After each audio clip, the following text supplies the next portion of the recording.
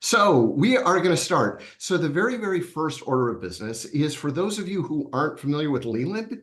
Leland basically exists for one reason: get experts to help you guys get to your goals. That's it. And one of the ways they do that is they provide lots and lots of free events just like this. So if you like experts, like, giving you free advice and stuff, I would recommend go ahead and hit that QC code and go ahead and sign up. They provide lots and lots of free stuff for folks. Okay, let's dive in. So I promise this will be the least interesting slide in the entire presentation. This is just a little bit about me. I'm my Wharton MBA. I've been teaching the GMAT and the GRE for about 10 years, both at UCLA, also through my own company, First Choice Admissions, and now here on Leland. Every once in a while, I talk to the media about test prep and education and those kinds of things. All right, let's get into what everyone here came to talk about, which is how we get you guys to nail your score on the GMAT and the GRE for these deferred, applications. Here's what we're going to talk about. There is one thing changes everything. We're going to talk about that. Two, should you be taking the GMAT or the GRE? Talk about that. Then we'll go into a study plan and then some essential strategies to help you guys get to your goals. So let's talk about the one thing that changes everything, which is this. The ACT and the SAT is not the GMAT and the GRE. Everyone here is a smarty. Everyone here did really well on the ACT and the SAT. You guys went to great schools, and you're probably thinking, the SAT and the ACT, I had to study for a little bit, but maybe not that much. Maybe it's not that big of a deal. And you're right, because the ACT and SAT, they ask you questions like this, and it's adorable. School accepts 2 of every 7 applicants. If the school accepted 630 students, how many students were not accepted? They like you guys so much. They just want you to do well, and they give you very easy questions like this. 30 seconds later, you guys are going to figure out it's 1575. GRE is going to ask you this question. If x and y are positive integers, which of the following could be a common factor of 21x and 18y? This actually isn't that hard if you know a couple things, but first of all, you have to know a couple things. And I want to tell you one more thing about this. Notice that it's hard to even kind of understand where you need to start with this thing. Like, what exactly are you being asked? That becomes pretty common on the GRE and the GMAT. So the GMAT is going to ask a question like this. By the way, it's 18Y. If you guys want to do this on your own at home, you get a copy of the presentation sent to you. The GMAT is going to ask a question like this. It's going to start you out with something that looks like that. And then it's going to ask you the value of that. But don't worry, it gives you some options. It gives you those options, and you're probably thinking to yourself, look, yeah, that looks pretty hard, but it's not a big deal. I'm just going to punch it up on a calculator. It's going to be a little awkward or something, but it'll be fine. Yeah, no calculators allowed on the GMAT. And you've got to do that in about inside 2 minutes. The answer, by the way, is that for those of you who want to take it on at home.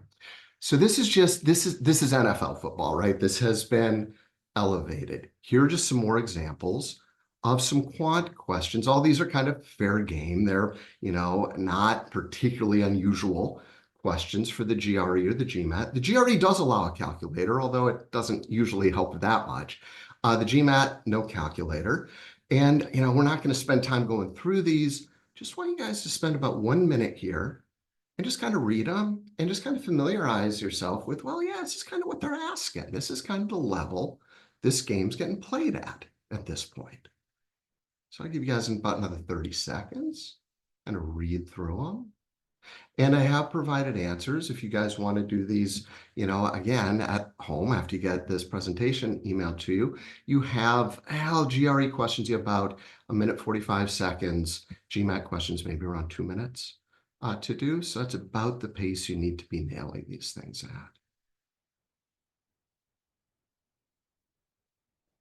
Okay.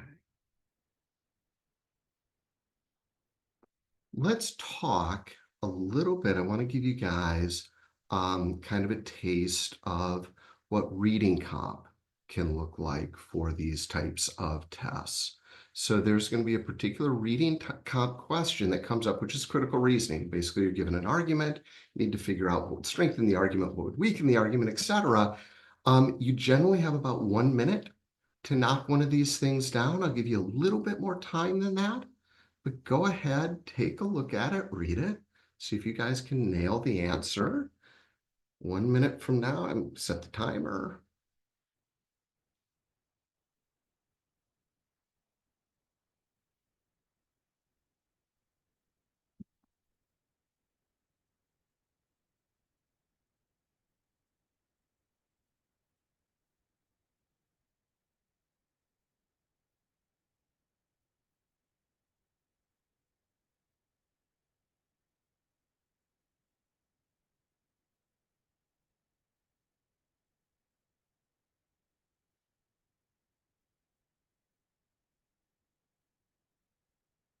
Have about another 20 seconds.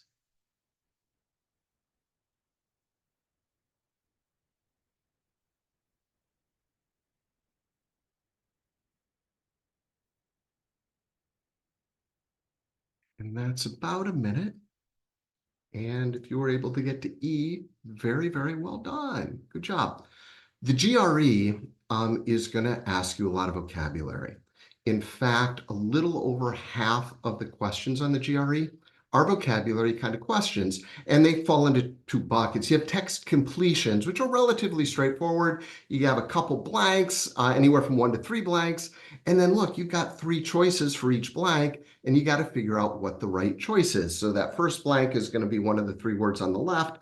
The second blank is going to be one of the 3 words on the right. Generally speaking, you have between about 20 and 30 seconds, something about around that time, to nail these. So I'll give you a little bit of time to kind of look over that first one on the left and kind of pull out the correct answer. By the way, you have to get them both right in order to score the point. If you get one right, it doesn't count.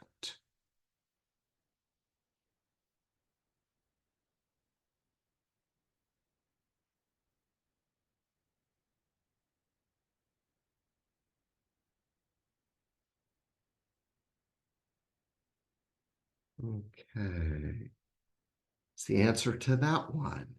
The one on the right is a slightly different type. It's still vocabulary, but it's slightly different. What they're saying is, look, we're going to give you one blank, but 2 of these answer choices will successfully complete can successfully go into that blank.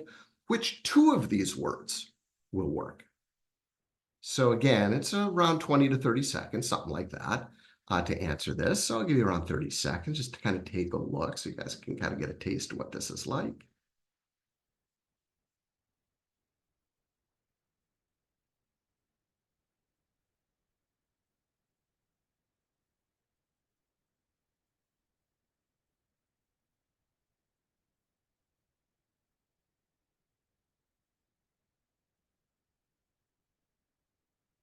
And these are the answer choices. Okay. So why am I showing you this? Is it because there's absolutely no way you should give up now? There's no way you can do well on the GMAT or the GRE. No, no, no. Look, every one of you here is here because you're bright. You're academically talented. You probably went to a pretty darn good school. And beyond that, if you understand how the GMAT and GRE work, darn near everybody can get a good score on this. But here's the thing. While the GMAT and GRE can absolutely be studied for and mastered, and I got to tell you, I do that every day. Every day, it absolutely can be done. Here's the thing: it doesn't happen in 2 weeks, doesn't happen in 4 weeks, and it doesn't happen in 8 weeks. It's not the SAT and the ACT where it can totally happen in those timeframes. It takes longer than that. Your competition tends to be studying for around 12 weeks and tends to be studying for around 10 to 15 hours per week. Now, it's possible that you don't have to study that much, right? It's totally possible. But, right, it's a probabilistic world out there. If you're studying for a lot less than your competition, the chances of you getting a competitive score, right, compared to that group, it just goes down, right? That's what's going on. So should you be taking the GMAT or the GRE? Well, let's talk a little bit about that. For most students, the GRE is the right choice. To begin with, as you're thinking through this, some things to think about. First of all, business schools do not care which one you take. They are agnostic. I get people into the top 7 business schools. every year. But GRE, GMAT does not matter. The GRE or the GMAT is just a tool to get you into business school. That's all it is. It tests exactly one thing and one thing only: how well you did on the GMAT and how well you did on the GRE. That's it. For most people, most of the time, the GRE is usually the fastest and easiest tool. So that tends to be the right choice for most people. There are exceptions. If you are an honest to goodness quant ninja, right? You majored in math, physics, engineering, right? And you thought those classes were really easy, right? No problem. Well, the GRE, or I'm sorry, the GMAT might be the right choice for you. But the quant on the GMAT is no joke, and there's a lot of it. There's both the quant section and an IR, integrated reasoning section, that's both heavily quant focused. And again, business schools don't care which tests you take. I don't care what your parents say. I don't care what you read on the internet. Business schools don't care. Pick the test that's best for you and do that test. So, if you want to know for sure, the best way to figure out what's going to be the right test for you, just take a practice test. If you go to, these things used to be 4 hours long, and it was horrible to try and take practice tests of each before you ever decided. These tests are a lot shorter now. You can take the GRE practice test, don't do the essay. It's an hour and a half. Go to ets.org, sign up for Power Prep, they'll give you a free one. If you want to take a GMAT practice test, it's only about 2 hours. Go to mba.com, sign up, they'll give you a free one. Then you know for sure, and just take the one that feels best for you. For most people, most of the time, it tends to be the GRE. So I'm going to focus on this kind of next section, kind of on the GRE, but a lot of this is going to be applicable to the GMAT as well. So a study plan, if you decide to go to the GRE, here's how it works. There are 2 sections of quant. There are 2 sections of verbal, and then there's an essay. The essay is a separate thing. It's scored separately. So let's talk about that quant and verbal section. The first section of quant has 12 questions, 21 minutes. The second section has 15 questions, 26 minutes. So about 1:45 a question, about right. Verbal, also 12 questions, 18 minutes. 15 questions, 23 minutes. Your job is not to get a perfect score on the GRE or the GMAT. Your job is to get into business school. Those are different goals.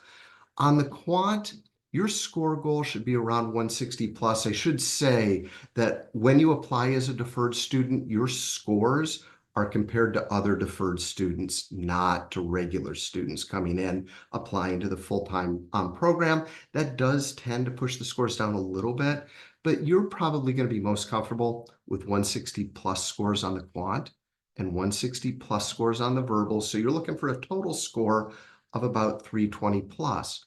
Maximum scores on the quant and verbal are 170s. You're looking for around 160s. The median for full-time students on a lot of these programs is 325, 327. So the person that tells you you've got to have a 330 to be competitive, they're probably very well-meaning, but it's just not true. The essay scored completely differently, does not roll into that score. It's a 30-minute essay. Things, is judged on a 1 to 6 scale. Your job's basically to get a 4 plus. That's really what you're looking at. Okay, so let's explore just a little bit more about what these 2 sections mean for the quant and the verbal and how this thing scores you. So it works like this. Basically, everybody takes the first quant section or the first verbal section. Everyone gets the same one. Now, it's 12 questions. Depending on how you score on that first section, you are going to either trigger the hard quant or verbal section, the medium quant or verbal section, or the easy quant and verbal section. Your goal is to trigger the hard quant and verbal section. That means you can miss about 3.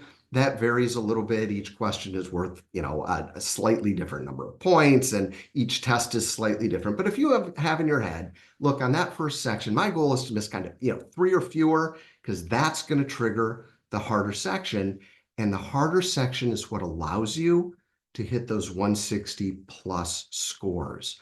Generally, if you hit that medium section, depending on the test, sometimes you can hit a 160, but they oftentimes kind of stop you at around a 159. It's incredibly frustrating. And on the easy section, and by the way, there's no shame, especially the first time you're taking these things, to trigger the easy section. It just happens sometimes. It's fine. You'll probably get them all right, but then you'll end up with a low 150 and you'll say, well, hang on, I got all of my second section right. Yeah, but it was the easy section. So what we want you to do is trigger that hard quant or verbal section. Now that you're in there, well, how do you need to perform to kind of get that 160? You can miss about 5 questions. And again, it depends which one you miss, and depends on the test, but about 5 questions will park a score at around 160. If you miss like 3 questions or so, now you're around a 162, 163, something like that. So your goal, first section, 3 or fewer. Second section, 3 to 5. Your goal is not to get them all right. You have other things that you need to focus on besides trying to get just a perfect test score. And I guarantee there'll be people with perfect test scores that get dinged out of Wharton, that get dinged out of Stanford, that get dinged out of Harvard. The application is much more than about test score. Test score is important, but it's not the only thing. Okay. When it comes to GRE, my number one goal, my number one piece of advice, start the vocabulary now. It is the biggest driver of your verbal score. Over half the verbal questions are vocabulary questions, those text completions and sentence equivalency questions that we saw examples of. Most people, assuming that you're a native speaker, assuming that you have a pretty decent vocabulary, most people need to memorize about 700 or so words, something like that. I know, it's a lot. That alone is why you need to start this process early. How do you do that? You can get any flashcard set from any big test prep company is going to be fine. What they all do is they kind of all mine previous GREs, and they kind of say, oh, well, these are the words that tend to pop up most often. They put those in a flashcard set. There you go. Here's a huge secret. I apologize for all the neurologists in the crowd here because I'm probably going to get the science wrong. But the language center in our brains is basically located in 2 different parts of our brain, and they don't always communicate well with each other. The key to getting those language centers to literally talk to each other, physically writing down. It's weird, it connects them. Typing doesn't work, but physically writing things down does. So and I highly recommend this, get your stack of flashcards, get your own note cards, write down your own flashcard. Word on one side, definition, and a synonym on the other. Promise you'll memorize words more quickly and they'll stick with you better. Totally worth the writer's cramp. So that's the thing. Quant, here's what's going to happen is you are going to hit the internet and they're going to tell you that, oh my gosh, I had a 3 overlapping set problem, but I'm so smart, I got it right. And then I had to calculate standard deviation. And oh my gosh, it was really hard, but I got it right because I'm really... Okay, let's talk about what the GRE, and by the way, the same for the GMAT actually covers. Very first thing, for the GRE and the GMAT, there is almost nothing on the quant section you did not learn freshman year in high school. So week 1, word problems, 2 variable word problems, both on the GMAT and the GRE, getting their deceptively confusing and deliberately confusing language into math, key. That should be about a week. Week 2, exponents, decimals, fractions, and percents. It generally takes people about a week to get both of those under their belt. Week 3, ratios and averages. Week 4, probability and combinations. Week 5, overlapping sets, sequential numbers. Week 6, they have a quantity A, quantity B question type that you'll encounter, and they have data interpretation, things you got to read charts and stuff. Week 7, work rates and distance rates, and week 8, geometry and coordinate geometry. That is the hit parade for the GRE. Can they ask you other questions? Of course, they can. If you focus on these, are you going to put yourself in an excellent spot to get a 160 plus score? Yes, you are. Is your goal to get a perfect score? It is not. This is what you need to be focusing on. Let's talk a little bit about the verbal. Verbal tends to take about 3 to 4 weeks to study. So reading comp, man, breaking down passages and reading them fast is a big deal. So there's some techniques to do that. Mastering that is important. The other thing is reading hyperliterally and understanding what you're allowed to infer and not infer from information you're given. Huge. Week 10, critical reasoning, which are, that strengthening one that we did, right? I gave you about a minute to, is about Kernland. Yeah.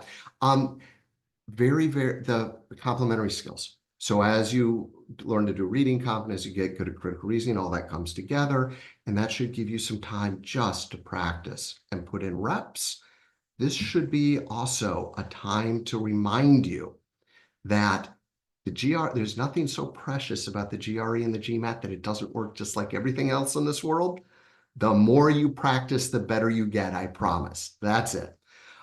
Week 11, give yourself plenty of time to learn the vocab, because at the end of the day, if you don't know the vocabulary, no amount of technique in the world is going to help you, right? You got to know what the words are. So do the test, the text completion and the text equivalency at the end, after you have vocab. And then that should give you a week to do some practice tests.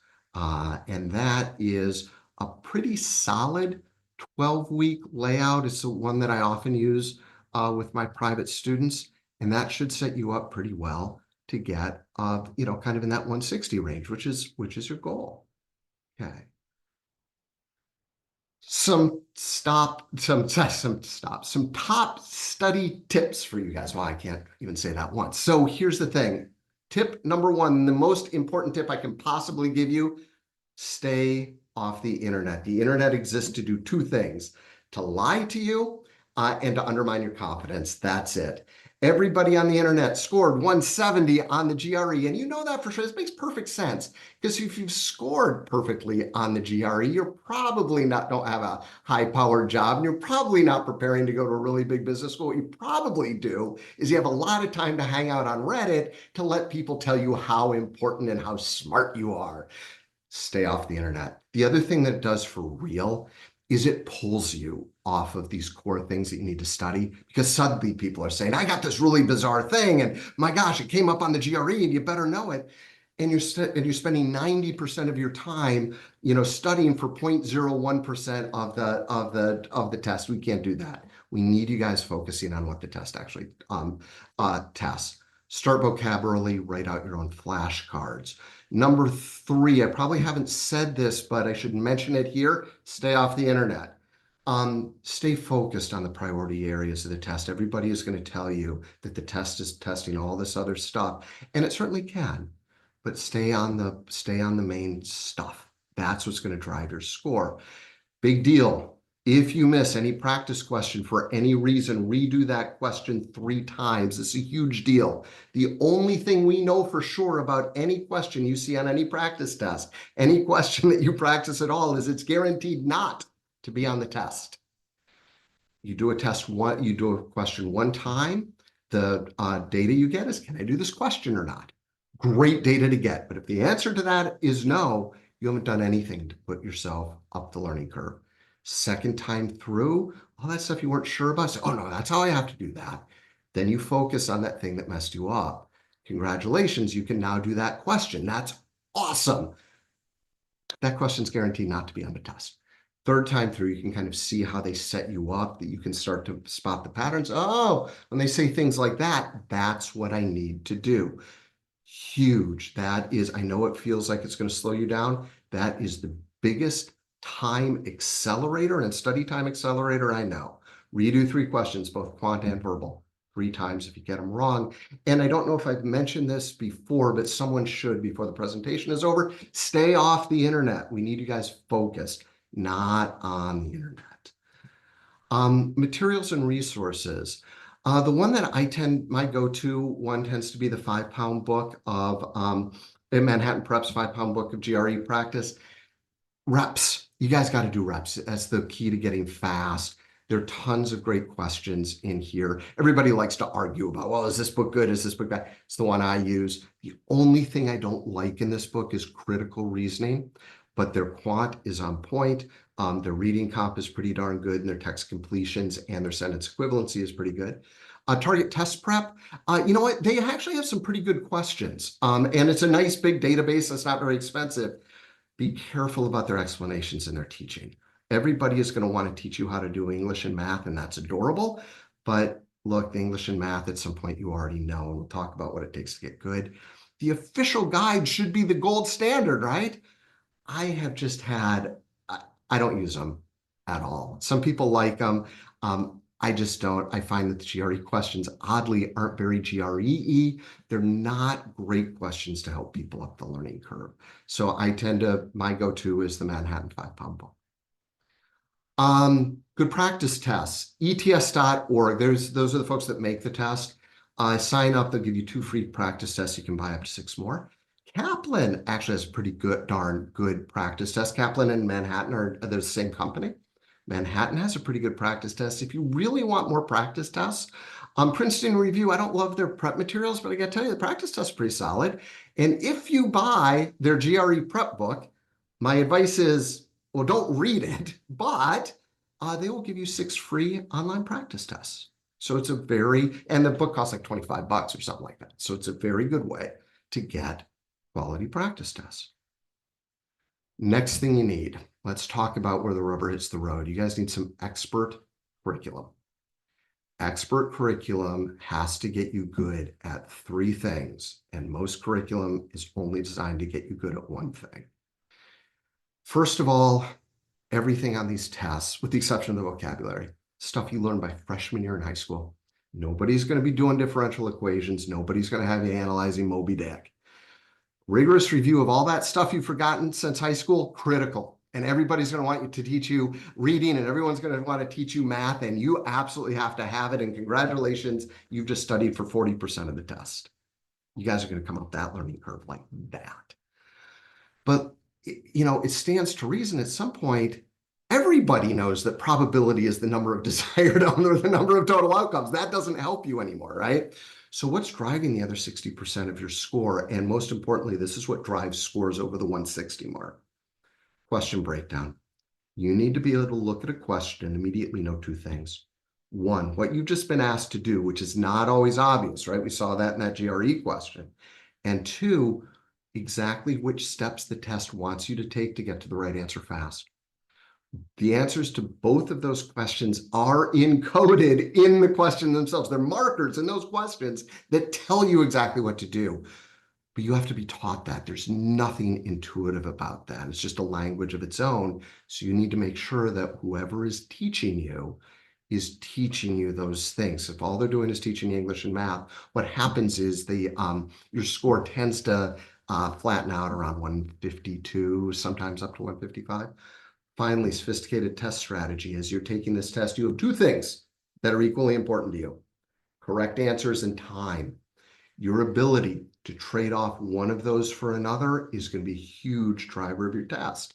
Everybody goes through this a little differently. You have to have a very deep understanding of your own strengths and weaknesses and a very deep understanding of how the test works. Your curriculum, if you're going to be successful, has to teach you all those things. And when you have those 3 things, that's when scores shoot up. But if you only study one of those, nope. If you study 2, no, you have to have all 3. Where do you get all 3? Well, I'm a little biased, but I'm, here's the thing. Leland Private Tutors, they are rock stars. I don't know if you guys know this, but they take 5% of the people that apply to be coaches. All of my colleagues here, I'm like in awe of. They are amazing coaches, every single one of them. It's expensive to go private tutoring though, and maybe you're not quite there yet. I get that. I also offer a self-study course. Teaches you those 3 things, right? It's rigorous. It's highly organized. It's step-by-step. It's not just, hey, here's a bunch of lessons and practice, figure it out. No, you start at point A and I bring you all the way through point Z because that's the only way I can be sure your score is going to go up.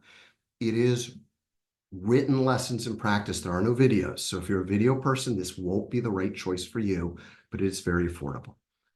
275 bucks. And it is identical, same curriculum that I use for my private students.